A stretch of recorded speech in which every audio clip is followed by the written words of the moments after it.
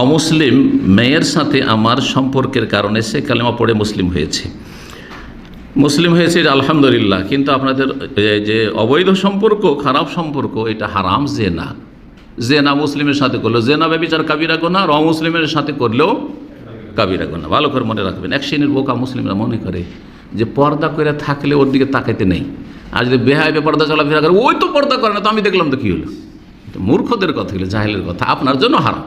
আল্লাহ আপনাকে চোখ নিচে করতে বলেছেন, আপনার দায়িত্ব আপনি পালন করেন। জি, এই সম্পর্ক থেকে এখন সরে আসা উচিত নাকি তাকে বিয়ে করা উচিত? এই অবৈধ সম্পর্ক যে রয়েছে, প্রেমের সম্পর্ক, আর সেটা জেনা পর্যন্ত গেছে, সেটা থেকে অবশ্যই এক্ষুনি সরে আসতে, এটা ফরজ।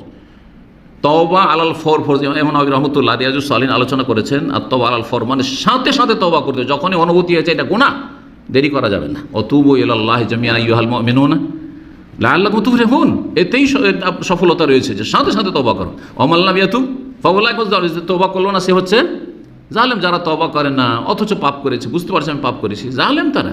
কতদিন জালেম থাকবেন? কখন মরে যাবেন এই জালেম হয়ে? সুতরাং সাথে সাথে তওবা করতে ওই খারাপ সম্পর্ক থেকে, আর বিয়ে করা থেকে সরে আসবেন না, কারণ আপনি তার ইজ্জত নষ্ট করেছেন, সে মুসলিম হোক আর অমুসলিম হোক। সুতরাং তাকে বিয়ে করেন।